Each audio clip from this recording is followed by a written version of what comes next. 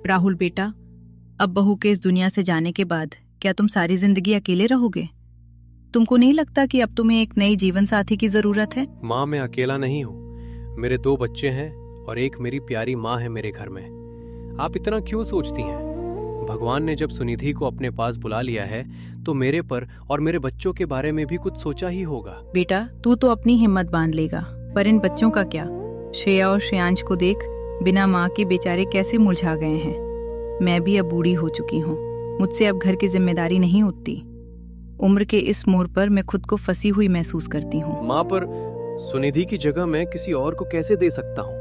मैंने उसे दिल से अपना माना था और जन्म जन्म साथ रहने का वादा किया था, और आप कहती हैं कि तू इसी जन्म में उसे भूलकर नई जिंदगी शुरू कर दूं। माफ कीजिएगा माँ, पर मैं आपकी बात से सहमत नहीं हूँ। पर बेटा, मेरे कहने का मतलब ये नहीं था। मैं तो बस तेरे और तेरे बच्चों के भले के लिए सोच रही हूँ। बस माँ, मान लो कल को मैंने शादी कर भी ली, तो क्या उनकी नई माँ इनसे सुनिधि जितना प्यार करेगी? क्या वो इन्हें अपने बच्चे समझ के पालेगी?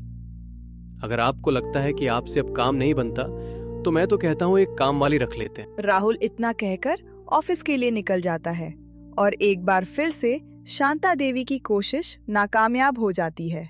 पर चलो ठीक है, क्या एक नई नौकरानी का आना इस वीरान घर की खामोशी को खुशियों में बदल पाएगा? राहुल अपने ऑफिस में बैठे बैठे सोचता है कि एक ऐसी नौकरानी कहाँ से लाऊं जो घर का सारा काम भी कर सके और बच्चों पर भी पूरा ध्यान दे। इतने में ही राहुल का दोस्त राकेश आता है। अरे राहुल, इधर अकेले बैठे बैठे क्या सोच रहा है? आज तू थोड़ा उदास लग रहा है। कुछ नहीं यार, माँ बार बार शादी का बोलती रहती है। मैं उन्हें मना कर करके थक गया हूँ कि मुझे शादी नहीं करनी है। पर सच कहूं तो उनकी बात मुझे सही ही लगती है। ऐसे कब तक तू अकेला रहेगा? कर लेना शादी। राकेश, मेरे लिए ये इतना आसान नहीं है। मुझे अभी मेरे पास से उभरने के लिए थोड़ा वक्त चाहिए, फिर बाद में सोचेंगे शादी का। ठीक है भाई, तेरा जब भी मन करे बताना, मैं तेरे लिए अच्छे से अच्छे रिश्ते लाऊंगा। हाँ भाई ठीक है, अब मेरी एक प्रॉब्लम सॉल्व कर दे। अभी फिलहाल तो मुझे एक ऐसी काम वाली बाई चाहिए जो मेरे घर में ही रहे और उसे खाना बनाने के साथ माँ और बच्चों का ख्याल भी ठीक से रख सके। यार राहुल, शहर में ऐसी नौकरानी मिलना मुश्किल है, पर मेरे गांव में रामू काका की बिटिया है गरिमा। अभी कुछ दिनों पहले ही फोन लगाया था उन्होंने। शहर में काम ढूंढने के लिए बोल रहे थे। कह रहे थे किसी के यहाँ कुछ काम हो तो बताना। सच कहूँ तो उनकी हालत कुछ ठीक नहीं रहती है, पैसों की तंगी है, तो वो जरूर तुम्हारे यहाँ काम करने आ सकती है। भाई मुझे तो ऐसे ही नौकरानी चाहिए थी। तू आज ही कह दे गरिमा से कि काम मिल गया है उसे, और कल तक आ भी जाए। ठीक है, मैं कहता हूँ। और अगले ही दिन गरिमा राहुल के घर पहुंच जाती है, जहां राहुल गरिमा को अपनी माँ और बच्चों से मिलवाता है। माँ, ये है हमारे घर की नई काम वाली, जो आज से आपका और बच्चों का ध्यान रखेगी। अब आपको कुछ करने की जरूरत नहीं है।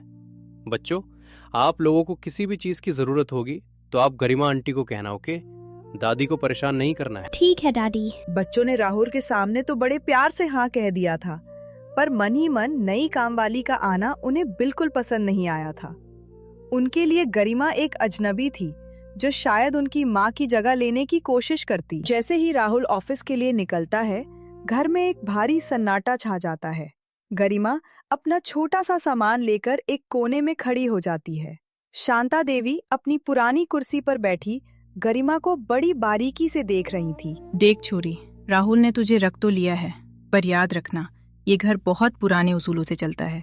यहाँ फूहड़पन बिल्कुल नहीं चलेगा, और इन बच्चों से दूर ही रहना। ये जल्दी किसी के मुंह नहीं लगते। माँ जी, आप जैसा कहेंगी गरिमा वैसा ही करेगी। फिलहाल के लिए मुझे क्या करना है बताइए।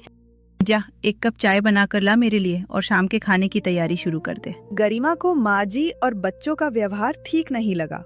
उसके मन में एक ही बात चल रही थी कि इस घर में राहुल जी को छोड़कर किसी ने भी मुझसे ठीक से बात नहीं की।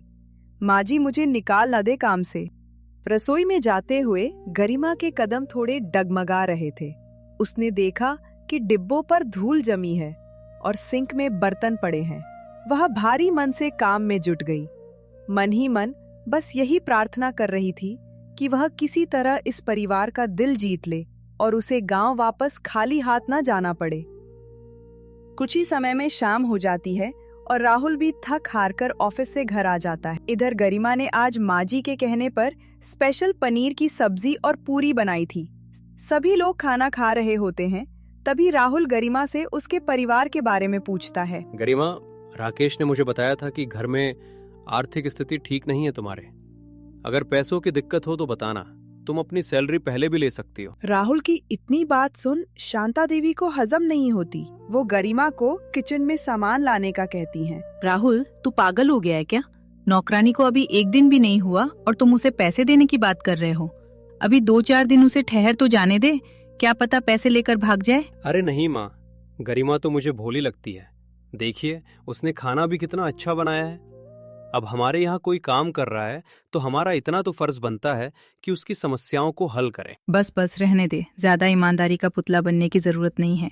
कमाई महीने के आखिरी में ही दी जाएगी। इधर ये सब बातें गरिमा सुन लेती है और उसे बहुत दुख होता है, पर उसे पता था कि नौकरानी हूँ मैं, कोई कुछ भी सोचे, बस मुझे अपना काम अच्छे से करना है। अगली सुबह गरिमा शांता देवी के लिए चाय बनाकर लाती है। तभी शांता देवी पूछती हैं, नहा के किचन में गई थी ना? माँ जी, बस अब जा ही रही थी नहाने। मतलब तू किचन में बिना नहाए चली गई? तुझ में इतनी भी अकल नहीं है? माफ कीजिए माँ जी, अब आगे से ध्यान रखूंगी। छोरी, ध्यान से सुन ले, ये तेरी पहली और आखिरी गलती है। अब गलती हुई तो सामान बांध कर निकल लेना इस घर से। ठीक है माँ जी, ध्यान रखूंगी इस बात का। अब जा, नहाकर बच्चों के लिए नाश्ता बना। गरिमा चुपचाप वहां से चली जाती है। उसकी आंखों में आंसू हैं, पर वह जानती है कि उसे अपनी गरीबी और मजबूरी के कारण यह सब सहना होगा।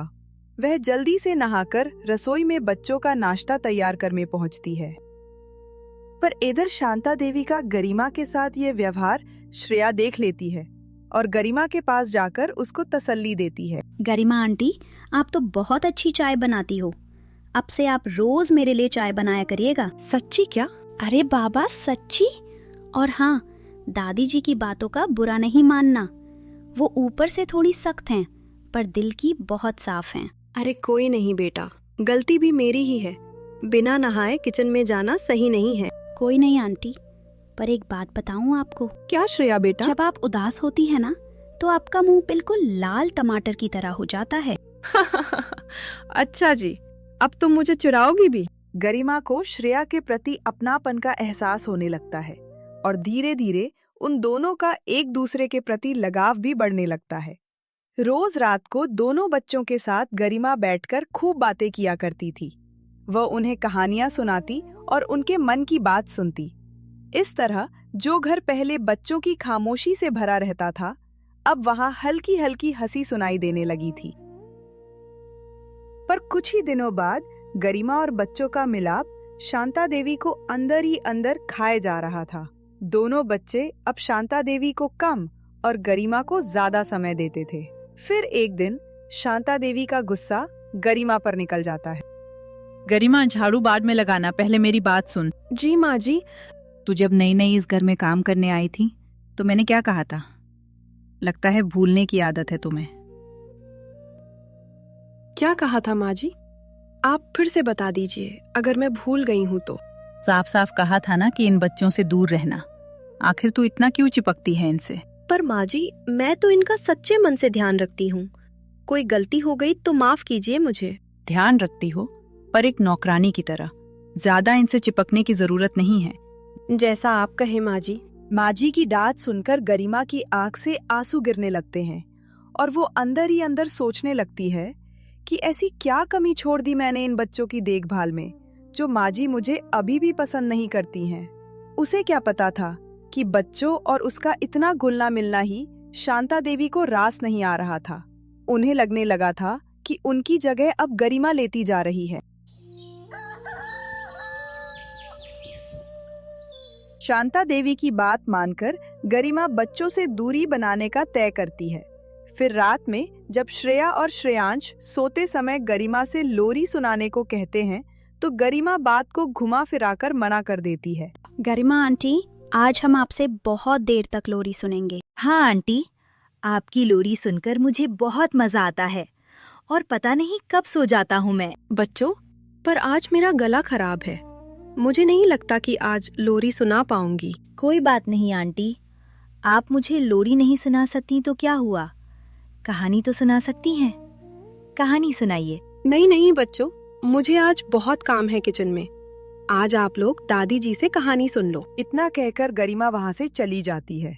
बच्चों के चेहरे पर मायूसी छा जाती है। उन्हें समझ नहीं आ रहा था कि जो आंटी कल तक उन्हें गले से लगाकर सोती थी, वो आज उनसे नजरें क्यों चुरा रही है। श्रेयांश की आंखों में तो आंसू ही आ गए। कुछ समय तक ऐसा ही चलता रहा। गरिमा बच्चों का खाना बना देती और उनके जरूरी काम भी कर देती थी, पर उसने उनसे ज्यादा घुलना मिलना बंद कर दिया था। बच्चों को भी गरिमा का ये बदलाव बिल्कुल पसंद नहीं आ रहा था। उनका मन पढ़ाई में भी नहीं लग रहा था और घर फिर से उदासी के घेरे में आ गया था। फिर एक दिन राहुल को कंपनी के काम से कुछ दिनों के लिए शहर से बाहर जाना पड़ता है। माँ, मैं 3-4 दिन के लिए बाहर जा रहा हूँ। आप अपना और बच्चों का ध्यान रखिएगा। गरिमा, माँ को किसी चीज की कमी ना हो और बच्चों को समय पर स्कूल छोड़ देना। जी साहब, आप फिक्र मत कीजिए, मैं सब संभाल लूंगी। ठीक से जाना बेटा और समय पर खाना खा लेना। काम की भागदौड़ में अपनी सेहत का ख्याल रखना मत भूलना। जी माँ, आप बिल्कुल फिक्र मत कीजिए, बस अपना और बच्चों का ध्यान रखिएगा। अचानक उसी रात मौसम बदल जाता है और बिजलियों की गड़गड़ाहट के साथ तेज बारिश होने लगती है। इधर श्रेयांश को तेज बुखार चढ़ जाता है। वह बिस्तर पर तड़पने लगा और माँ माँ पुकारने लगा। शांता देवी घबरा गईं, क्योंकि इतनी रात को वह अकेले क्या करती। हे भगवान, इतनी तेज बारिश हो रही है, श्रेयांश को डॉक्टर के पास आखिर कैसे लेकर जाएं? राहुल भी घर पर नहीं है। माँ जी, श्रेयांश को मैंने बुखार की दवाई दी है, थोड़ा इंतजार करते हैं, हो सकता है बुखार ठीक हो जाए। हाँ गरिमा, इंतजार के अलावा हम कुछ कर भी नहीं सकते।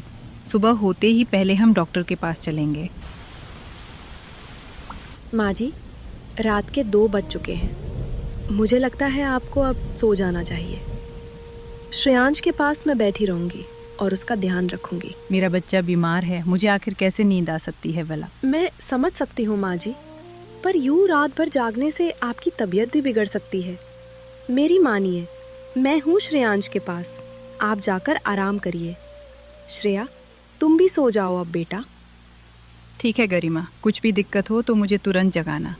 इतना कहकर शांता देवी अपने रूम में सोने चली जाती है। इधर गरिमा पूरी रात जागकर श्रेयांश का ख्याल रखती है। वो ठंडे पानी की पट्टियाँ उसके माथे पर रखती है और हर पल उसकी निगरानी करती है।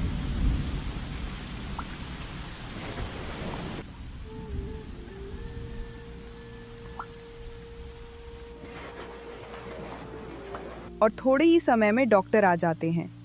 श्रेयांश की हालत देख शांता देवी का बुरा हाल था। डॉक्टर साहब, पूरी रात निकल गई पर श्रेयांश का बुखार ठीक नहीं हुआ है।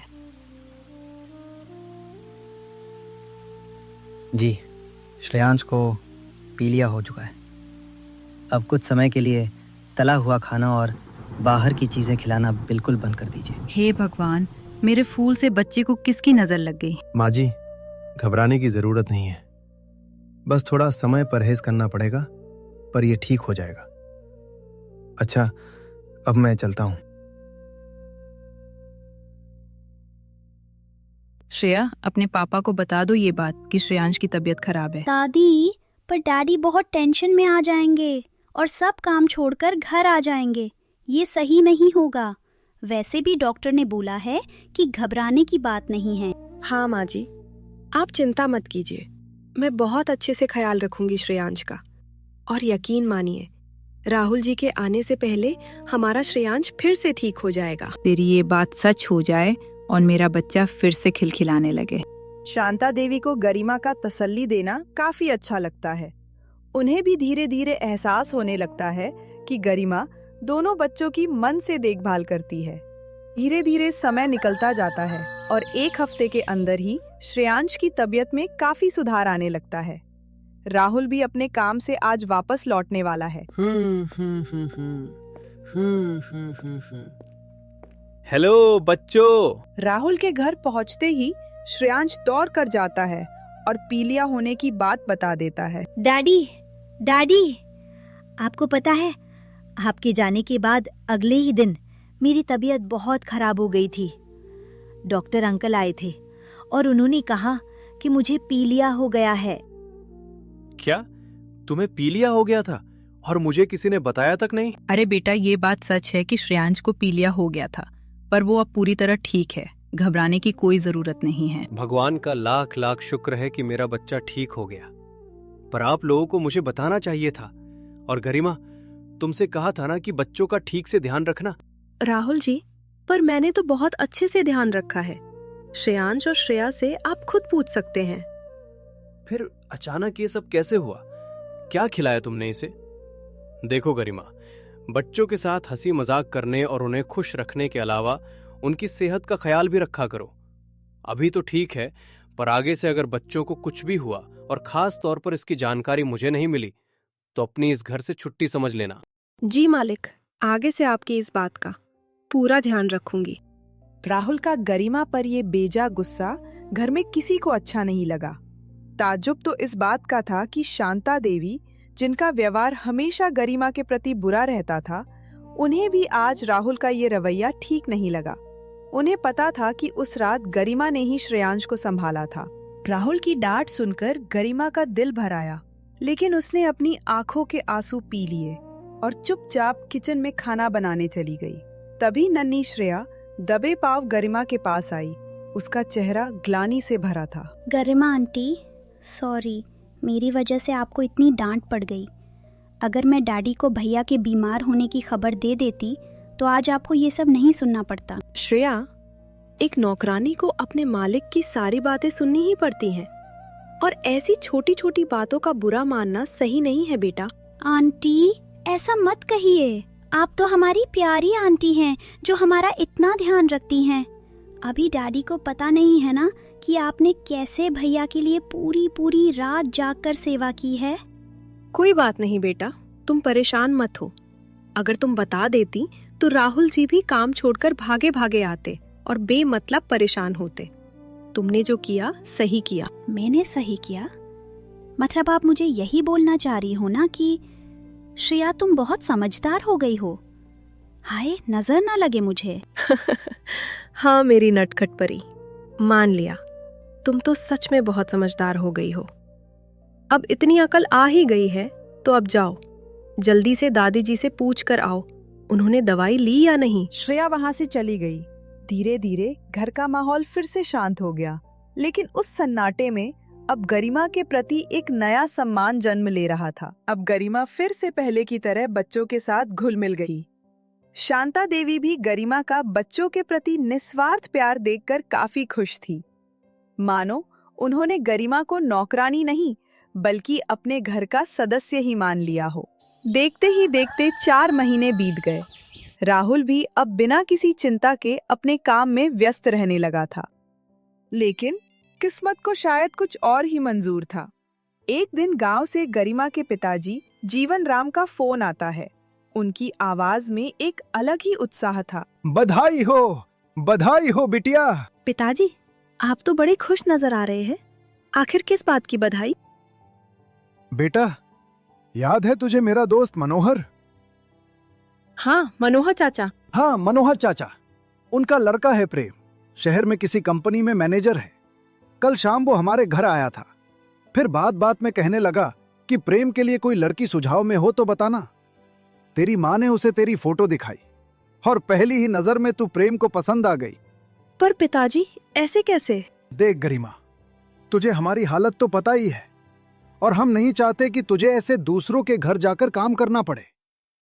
वैसे ये बात अभी मैंने मनोहर से छिपा कर रखी है कि तू शहर में किसी के यहाँ काम करती है। हमारे लिए ये अच्छा मौका है, प्रेम जैसा लड़का मिल रहा है। बाकी तू अपने साहब से बात कर लेना और महीना खत्म होते ही अपनी तनख्वाह लेकर आ जाना। ठीक है पिताजी, जैसा आप कहें। कुछ समय पहले तक जो गरिमा अपनी जिंदगी खुशी से बिता रही थी, अब मानो उसके अंदर एक भूचाल आ गया हो। उसके लिए ये 4 महीने उसकी जिंदगी के सबसे यादगार पल बन गए थे। उसे समझ नहीं आ रहा था कि आखिर वो इन सबको छोड़कर कैसे जाएगी।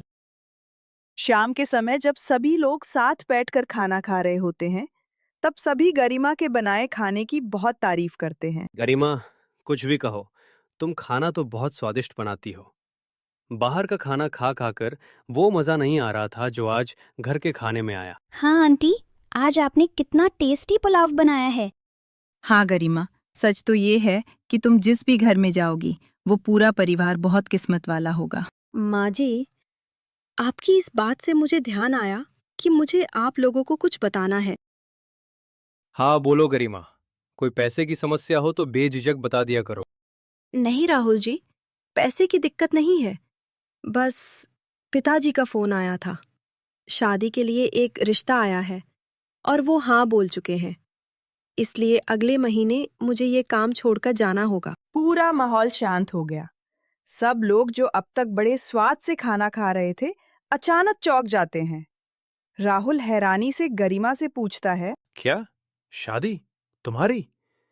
अरे पर बस पिताजी ने कहा और तुमने मान लिया। तुम्हारी अपनी पसंद नापसंद या कोई इच्छा नहीं है? पर आंटी, ये आप अच्छा नहीं कर रही हैं।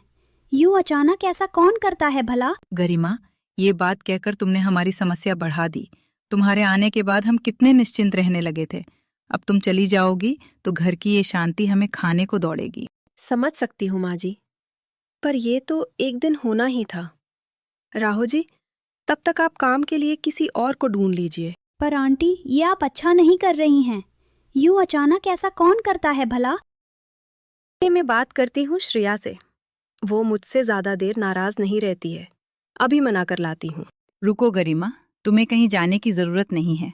अब मैं जो तुमसे कहने वाली हूँ वो तुम्हें थोड़ा अजीब लग सकता है, पर अगर अब नहीं कहूंगी तो काफी देर हो जाएगी। हाँ माँ जी, कहिए, क्या कहना है आपको? मैं चाहती हूँ कि तुम मेरे घर की बहू बन जाओ।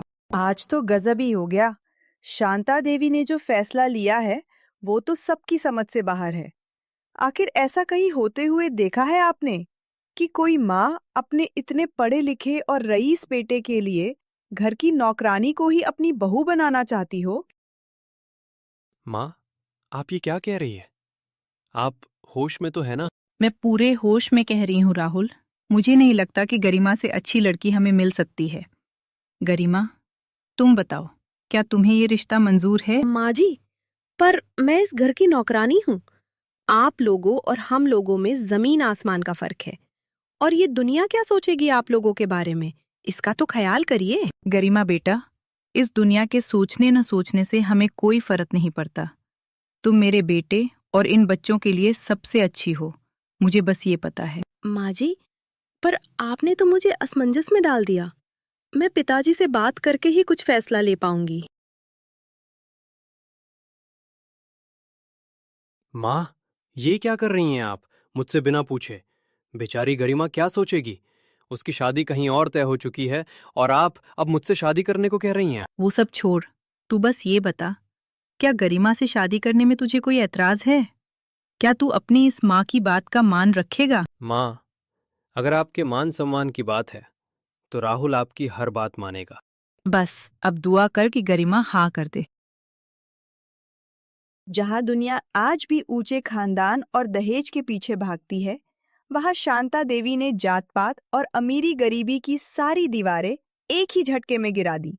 पर असली सवाल तो अब खड़ा हुआ है कि क्या ये समाज इस अनोखे रिश्ते को कभी स्वीकार करेगा? राहुल का सबसे पक्का दोस्त राकेश इस बारे में क्या सोचेगा? आस पड़ोस के लोग क्या क्या बातें बनाएंगे? और सबसे बड़ी बात, क्या गरिमा इस घर की लक्ष्मी बनने के लिए तैयार होगी, या फिर वह अपनी पुरानी जिंदगी और अपने पिता को दिए वचन को निभाते हुए यहाँ से चली जाएगी? जानेंगे इस कहानी के अगले भाग में। तब तक के लिए हमारे चैनल को सब्सक्राइब कर लीजिए और कमेंट में हमें जरूर बताइए, क्या असल जिंदगी में भी ऐसे लोग होते हैं जो अपनी नौकरानी में भी घर की बहू के गुण देख सकें? अपनी राय देना न भूलें।